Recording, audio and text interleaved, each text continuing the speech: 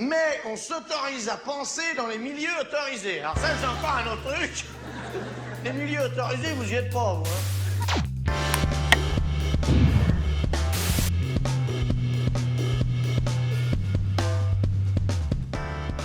Bonjour Louis-Georges Tin. Bonjour. Merci d'être avec nous aujourd'hui pour parler d'un livre d'entretien qui vient de paraître et qui s'appelle « Les impostures de l'universalisme ». Ce sont des entretiens avec Régis Méran. Vous êtes universitaire, militant antiraciste et militant contre l'homophobie. Vous avez fondé en 2005 avec d'autres le Conseil représentatif des associations noires, c'est bien ça ?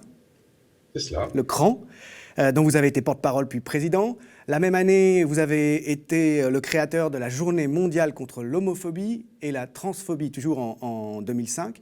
Et c'est une journée qui aujourd'hui est célébrée par de très nombreux pays, je crois. Vous avez aussi mené des campagnes pour la dépénalisation de l'homosexualité auprès de l'Organisation des Nations Unies dans les années 2010, à la fin des années 2010, je crois. Et puis depuis 2018, vous êtes même le premier ministre de l'État de la diaspora africaine. Je ne savais pas, je l'ai appris en vous lisant, qu'il y a un État de la diaspora africaine. Oui, j'ai été mandaté par l'ancien président de l'Union africaine pour créer une structure pour tous les Africains dans la diaspora, qu'ils aient quitté l'Afrique il y a 2-3 ans ou 2-3 siècles. Tout cela, c'est 350 millions de personnes dans le monde et qui ont vocation du coup à travailler ensemble dans cet État. D'accord.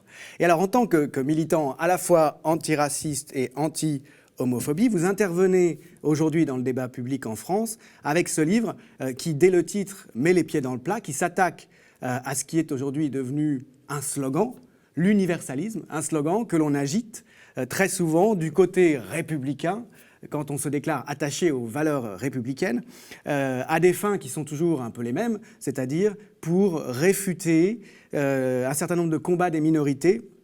Et les antonymes, on pourrait dire, d'universalisme aujourd'hui dans le débat public, c'est communautarisme ou séparatisme, selon le nouveau mot qui a été lancé par le président Macron en juin dernier. Et vous dites, l'universalisme, ce sont beaucoup d'impostures, donc si j'en crois le titre. Est-ce qu'on peut commencer peut-être par la définition de cet universalisme ? D'où vient ce mot qui a une si grande place aujourd'hui ? Le problème, c'est que ce mot aujourd'hui est utilisé un peu à toutes les sauces. Il veut tout dire et le contraire de tout, donc il ne veut rien dire.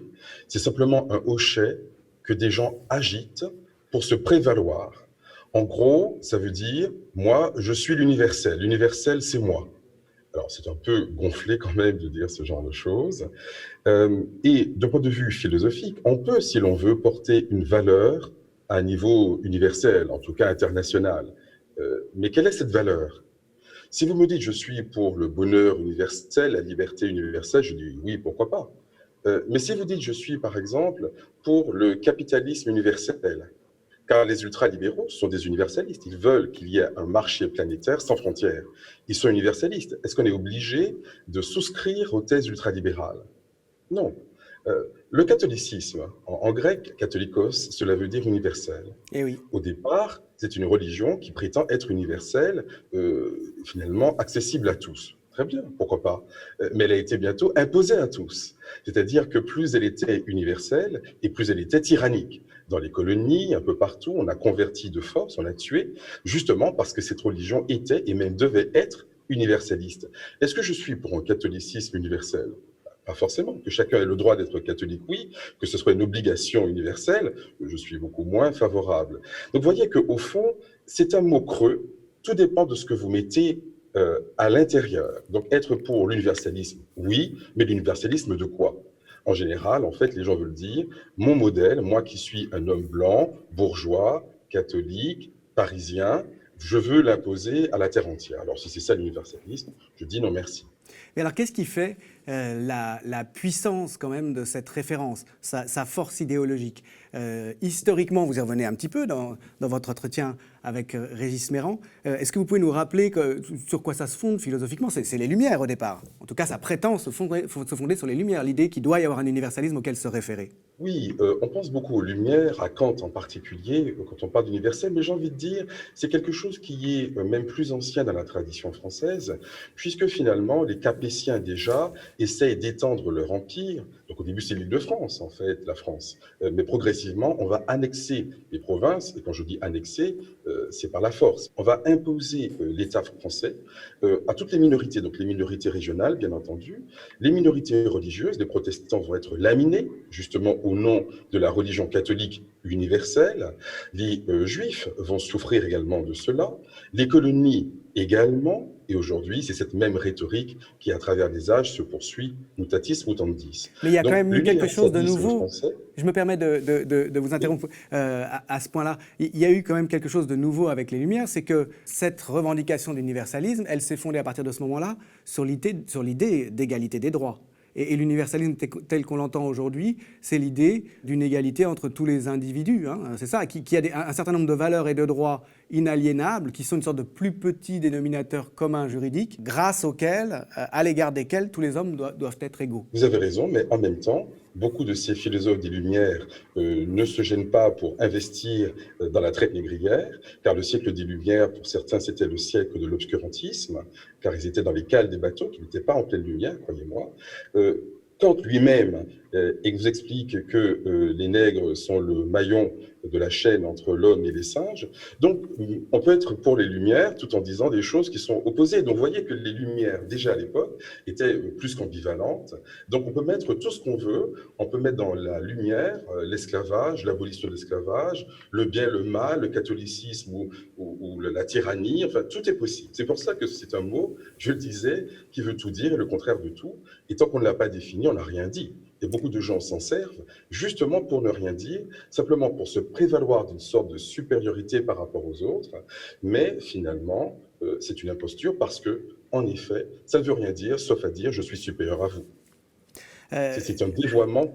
Il ne s'agit pas de critiquer l'universalisme en soi, mais ces usages politiques sont effectivement souvent des usages tyranniques. Oui, si je comprends bien, il y a quand même un paradoxe très fort entre les fondements théoriques, disons, à la fois moraux, philosophiques et juridiques de l'universalisme, qui sont effectivement inattaquables. Finalement, la politique moderne se fonde là-dessus, sur la Déclaration des droits de l'homme. C'est un peu la référence ultime, finalement, pour juger de la justice, disons, d'une situation ou pas. Est-ce que les droits de l'homme sont respectés? Mais d'un autre côté, on constate, et on le voit en vous lisant, par exemple, quand vous rappelez que Jules Ferry expliquait que le devoir de la République, c'était de civiliser les races inférieures, c'était ces mots. On voit bien que, concrètement, à côté de ce fondement théorique, il y a des usages qui objectivement apparaissent en complète contradiction.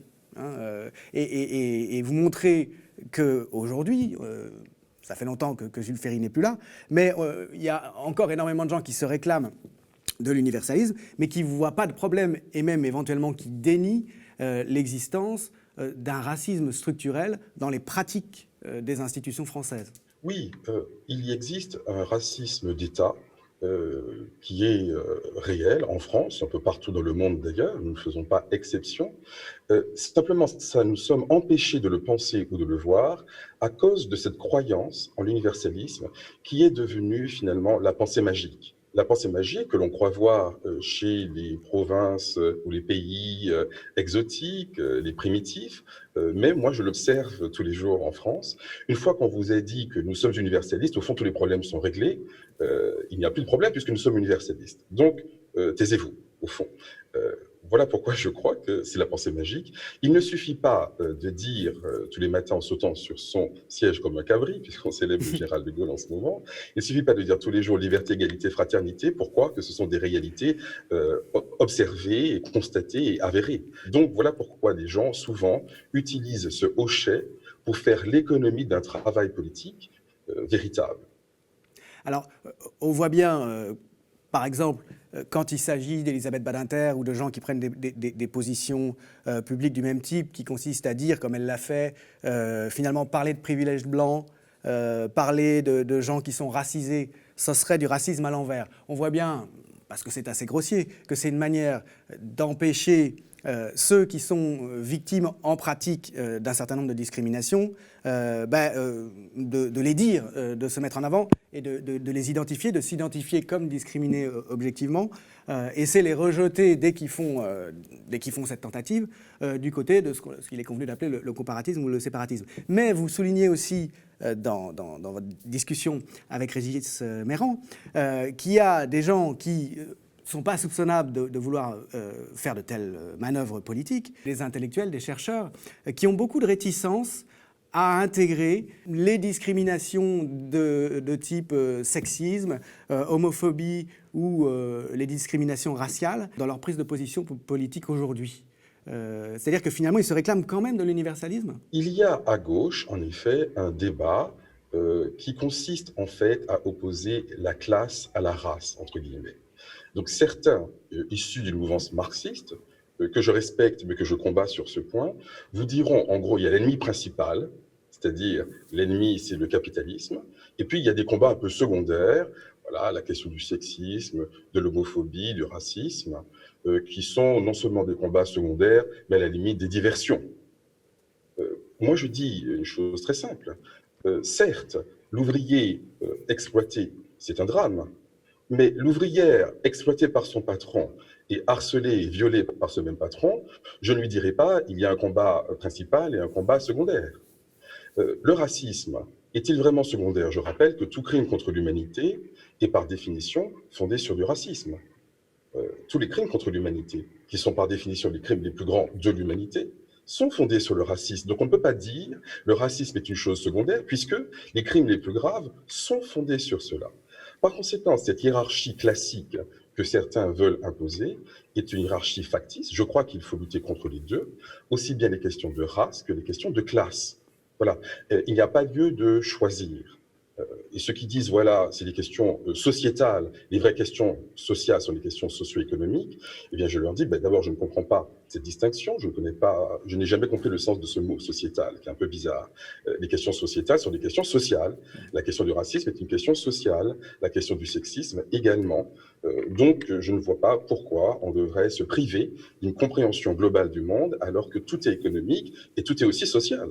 Alors, précisément, on en arrive à la question de l'intersectionnalité que vous n'avez pas mentionnée à l'instant, mais sur laquelle vous débouchez dans votre entretien. Cette notion d'intersectionnalité qui fait rugir très souvent ceux qui se réclament d'un universalisme donc, que vous dites dévoyé, qui rejette les combats antiracistes ou antisexistes du côté du séparatisme. Qu'est-ce que c'est que cette notion? Est-ce que vous pourrez revenir un petit peu sur ce que vous en dites? C'est un concept qui a été élaboré par une universitaire américaine, Kimberlé Crenshaw, qui consiste à dire nous sommes tous, en fait, liés à plusieurs catégories potentiellement discriminables. Elle-même est une femme noire, et donc elle peut être discriminée en tant que femme par le sexisme et en tant que noire par le racisme.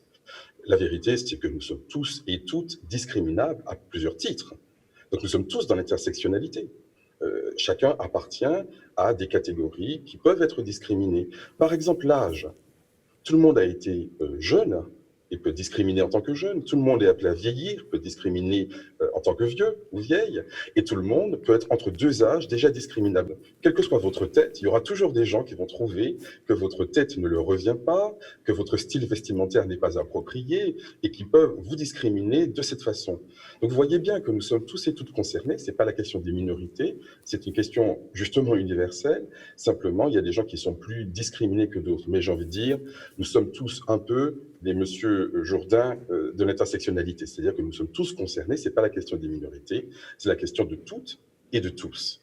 Et vous montrez bien que cette question de la discrimination, elle est évidemment structurellement liée à la question de la domination. Et vous montrez bien, je disais, que eh bien, il y a des situations dans lesquelles on peut être dominant et d'autres dans lesquelles on peut être dominé. Alors qu'on est la même personne. On peut être, par exemple, dominant en tant que bourgeois, dans une certaine situation matérielle et sociale, ou en tout cas, oui, c'est ça, sociale et économique, et puis dominé en tant que noir et homosexuel, par exemple. Oui, vous avez résumé la moitié de ma vie, effectivement. Donc ce ne sont pas des choses contradictoires. C'est pour cela qu'on peut être discriminé et discriminant. Voilà, mais, Parce qu'on appartient justement à des groupes sociaux divers. Il y a des phénomènes d'intersectionnalité. Et ce n'est pas parce qu'on est un homme noir qu'on est exempt de toute discrimination. On peut être sexiste tout en étant un homme noir victime de racisme. On peut être une femme blanche, dominée en tant que femme, mais raciste par rapport aux musulmans ou aux noirs. Donc ce sont des phénomènes qui s'entretiennent, qui se croisent, d'où ce phénomène d'intersectionnalité. alors, vous vous rappelez la lettre d'Aimé Césaire à Maurice Thorez en 1956, par laquelle, finalement, il tire les conséquences du problème qui est toujours présent et que vous traitez, en constatant que le compagnonnage de la cause noire et de la cause communiste est arrivé à un certain nombre de limites, parce que, justement, le Parti communiste relègue, sur un plan secondaire, la question du racisme. Et c'est le moment où Césaire écrit en 1956 à Thorez qu'il quitte le Parti communiste, si je me souviens bien. Et puis, vous montrez aussi, toujours à l'appui finalement, pour illustrer cette problématique des liens entre les différentes discriminations, cette fois-ci, que très souvent les grands pourfendeurs du mouvement antiraciste, ou ceux qui font l'apologie de la colonisation, comme le député du Nord tristement célèbre Christian Van Est, sont aussi des militants anti-homosexuels. Il y a finalement une illustration dans la pratique de cette intersectionnalité aussi de la domination et de la discrimination. Mais la question que j'avais envie de vous poser, consisterait à revenir sur ce qu'il y a de spécifiquement français là-dedans. Vous avez un peu parlé tout à l'heure du processus d'unification du territoire français.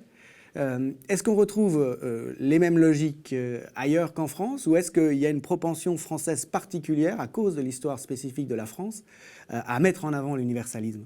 La France est un pays qui n'est ni meilleur ni pire que la moyenne des autres. Ce qui est peut-être caractéristique, c'est la justification. Mais chacun trouve à se justifier d'une façon ou d'une autre.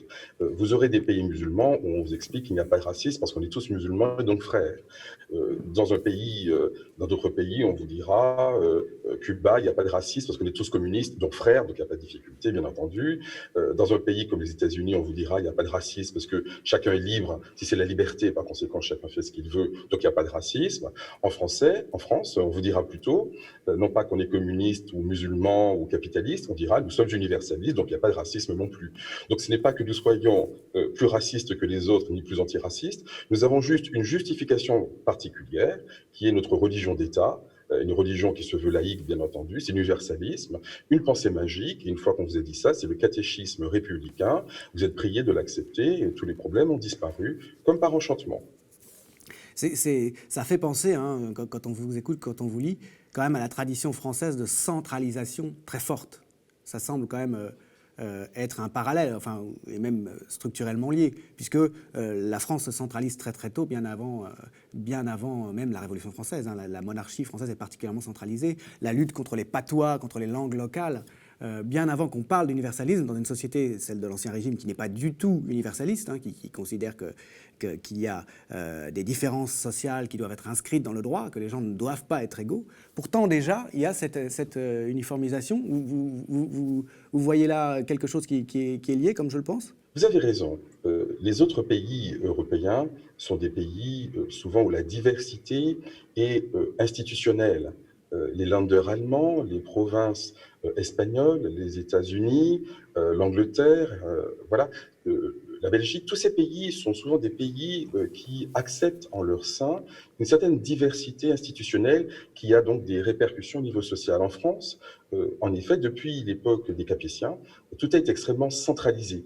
Et même donc sous des régimes très différents, la centralisation des Capétiens, ou alors le jacobinisme sous la Révolution, sous l'Empire. Aujourd'hui, même si on a décentralisé, ça reste extrêmement centralisé, parisien, etc. On reste dans ce schéma. Et ce schéma, il a quand même cet inconvénient qu'il est souvent liberticide. Donc oui, les provinces sont méprisées, les minorités, quelles qu'elles soient, religieuses, linguistiques et autres, sexuelles, sont également méprisées. Même un Premier ministre, on lui rappelle toujours qu'il a un accent, mais tout le monde a un accent par définition. Mais non, celui qui est parisien estime qu'il n'a pas d'accent, car celui qui est différent, c'est l'autre. Évidemment, lui-même n'est pas différent puisqu'il est la référence universelle, je vous rappelle. Donc vous voyez, nous sommes toujours dans cette manière extrêmement particulière d'organiser le monde. Il y a moi, qui suis l'universel, en général l'homme blanc, hétérosexuel, bourgeois, etc., et le reste du monde qui est particulariste. Alors, plus vous êtes sur une base sociale étroite, car c'est le principe d'une élite. Une élite, par définition, représente une base sociale étroite. Et bien, plus de manière compensatoire, vous avez besoin de légitimer votre position sociale en vous référant à un universel largement fantasmé, mais qui justifie votre position. Car si vous disiez « je suis l'élite française, je représente moi, quelques copains », et cela vous suffise, évidemment, ça ne marcherait pas. Mais si vous dites, moi et mes copains, nous représentons le monde, l'universel et même les galaxies, là, évidemment, vous pouvez essayer de l'emporter dans la conversation. Le risque étant quand même, et c'est ce qui s'est passé d'une certaine façon avec la colonisation, que ceux qui sont objectivement discriminés se saisissent d'un certain nombre d'éléments de l'universalisme en disant, mais si les droits sont égaux pour tous, alors dans la pratique, votre universalisme n'en est pas un. Et je le rejette comme finalement hypocrite et dévoyé. En effet, c'est ce que nous faisons, mais sans nous fonder d'ailleurs particulièrement sur une pensée française. Je crois que c'est le bon sens qui parle, qui montre que ces usages sont complètement ridicules. Et d'ailleurs, souvent les gens disent l'universalisme à la française. Je dis, bah déjà, ces deux mots sont contradictoires, c'est un oxymore. Si c'est universel, ce n'est pas français, si c'est français, ce n'est pas universel.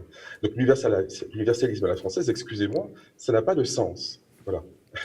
Et que répondez-vous à ceux qui utilisent typiquement comme argument des considérations considérant le hijab, le voile féminin que portent certaines musulmanes, lorsqu'ils disent, mais finalement, sans s'en rendre compte elles-mêmes, elles affichent une manifestation de l'oppression qu'elles subissent, et ça n'est pas universel, c'est communautariste. Ce serait au nom de l'universel qu'il faudrait finalement imposer une certaine conception de l'émancipation aux femmes qui portent le voile. Pour ma part, je ne connais pas de vêtements universels.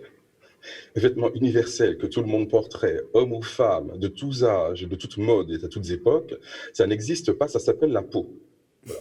Sinon, je ne connais pas de vêtements universels, ça n'existe pas. Si l'on veut être sérieux sur ces questions, il me semble que ce qui est important, c'est la liberté.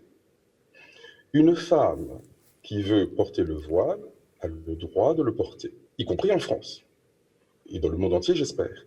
Une femme qui ne veut pas porter le voile a aussi le droit de ne pas le porter. Un droit qui n'est pas toujours respecté, malheureusement. Donc, il faut lutter également contre l'interdiction et l'obligation. Ce sont deux tyrannies symétriques. Je n'ai pas plus de sympathie pour le tyran musulman qui veut obliger une femme à porter un voile que pour le tyran laïque qui veut interdire à une femme de le porter. Donc, la vraie liberté, qui devrait être universelle en effet, consiste à refuser pareillement l'interdiction et l'obligation. Malheureusement, la tendance en France va de plus en plus à prendre le pas, prendre la position strictement symétrique de celle des conservateurs intégristes. Et nous avons nos propres conservateurs laïcards qui finalement sont aussi tyranniques. Alors il y en a qui tuent, en effet, et Dieu merci, en France, les laïcs ne tuent pas encore, mais je ne vois pas pourquoi on serait obligé de discriminer. Je trouve que le débat, au fond, est très simple. La liberté de porter ou de ne pas porter, de même que la laïcité, c'est la liberté de croire ou de ne pas croire. Je ne vois pas en quoi, on me dit souvent c'est compliqué, je ne dis c'est pas compliqué du tout, c'est très simple. C'est vous qui compliquez les choses, c'est vous qui tyrannisez les femmes, en ajoutant d'ailleurs au racisme le sexisme. La laïcité aujourd'hui, elle a été premièrement, en France, sacralisée, ce qui est un premier dévoiement. Deuxièmement, racialisée, car on ne parle pas de laïcité, on parle des musulmans et des arabo-musulmans, soyons précis. Et troisièmement, elle a été inversée, car nous savons tous que la laïcité, au départ, est une exigence qui pèse sur l'État, et pour garantir la liberté des citoyens. Aujourd'hui, c'est l'inverse. En fait, c'est une exigence qui pèse sur les citoyens pour affirmer l'autorité de l'État. Donc, cette laïcité qui a été, je l'ai dit, inversée, racialisée et sacralisée est le contraire de la laïcité initiale, telle qu'on l'avait conçue en 1905.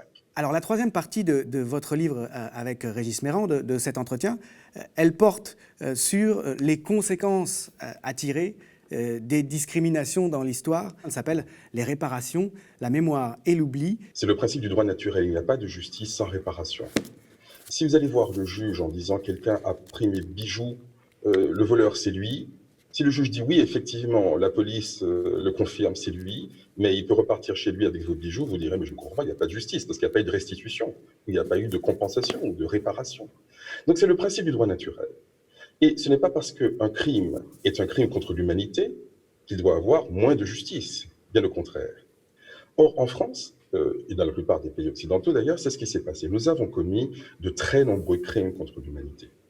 La colonisation n'est pas un crime contre l'humanité, comme l'a dit M. Macron, mais une succession de crimes contre l'humanité.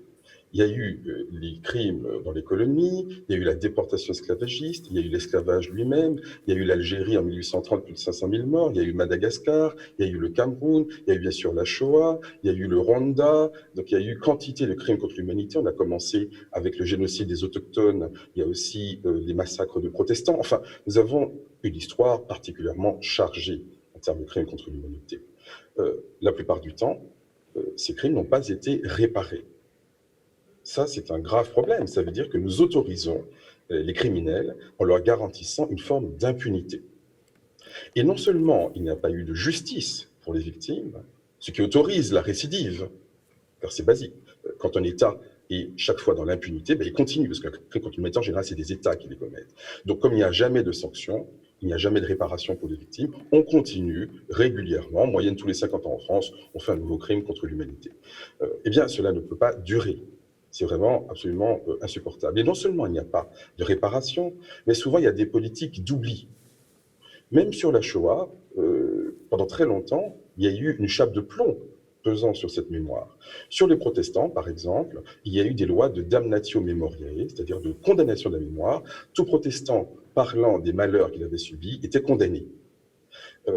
Donc sur l'esclavage, ça a été un peu la même chose. Voilà pourquoi il est si difficile non seulement d'établir la vérité, puisqu'il y a eu des lois pour empêcher la vérité, mais a fortiori de rendre justice. Sur la guerre du Cameroun, par exemple, il y a eu des crimes de guerre atroces. Monsieur Fillon s'était rendu au Cameroun, des journalistes l'ont interrogé sur la guerre du Cameroun, il disait mais il n'y a jamais eu de guerre au Cameroun. Je crois qu'il était de bonne foi, en fait. Il ne savait pas, car la plupart des Français, y compris les dirigeants, ne savent pas qu'il y avait une guerre qui avait été menée avec nos impôts, en notre nom, contre les Camerounais, dans le cadre de l'indépendance. Voilà. Donc ça veut dire qu'il y a une politique d'oubli. C'est pas très vieux, la guerre du Cameroun. Il y a des gens qui vous parlent de Jeanne d'Arc comme si c'était hier matin, mais la guerre du Cameroun, ça fait peut-être 60 ans, 70 ans. Eh bien, ça a été oublié immédiatement parce qu'il y a une politique d'oubli, en fait. Donc la mémoire, c'est pas simplement le temps qui passe. La mémoire, c'est des politiques pour oublier ou pour commémorer. Mais commémorer sans réparer, ça ne sert à rien. Si je dis à la femme violée, nous allons chaque année célébrer votre viol, madame, oui, pourquoi pas, mais enfin, si on peut condamner le violeur et empêcher qu'il récidive, c'est encore mieux. Je n'ai rien contre la mémoire, mais une mémoire sans justice, ce n'est pas suffisant. Donc commémorer, c'est bien, réparer, c'est mieux. Et comme la France, le pays au monde qui a commis le plus de crimes contre l'humanité, nous devrions être le pays au monde mettant le plus en place de réparation. Mais voilà, alors la difficulté, c'est que tout ça s'étire dans le temps, bien sûr. Et comment concrètement est-ce que ces réparations peuvent se faire ? Alors, le combat que nous avons mené a commencé à porter des fruits. Tout récemment, nous avons obtenu le vote d'une loi pour la restitution des trésors coloniaux.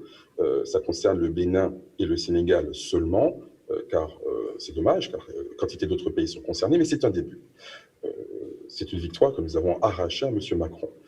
Nous avons aussi obtenu de M. Hollande, et arraché à M. Hollande, je devrais dire là aussi, la mise en place d'une fondation pour la mémoire de l'esclavage, qui est aussi une réparation d'ailleurs morale et financière, puisque c'est une fondation.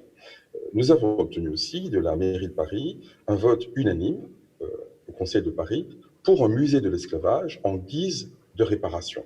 Donc voilà 3 exemples très concrets qui montrent que c'est possible. Il y a bien d'autres choses à faire. Il y a la monnaie du franc CFA, c'est le franc des colonies françaises d'Afrique, comme vous savez historiquement. Voilà une revendication très importante en Afrique. Il faut réparer cette monnaie avec une monnaie souveraine. On pourrait parler également des petits paysans sans terre dans l'outre-mer, qui en Guyane, à La Réunion ou ailleurs, sont les héritiers directs, j'ai envie de dire, de l'esclavage, qui se sont trouvés libres au lendemain de l'abolition, mais aussi pauvres que la veille. Alors que les propriétaires d'esclaves, eux, ont eu des réparations, entre guillemets, c'est même le contraire d'une réparation. Quand on donne de l'argent aux criminels, il y a un problème.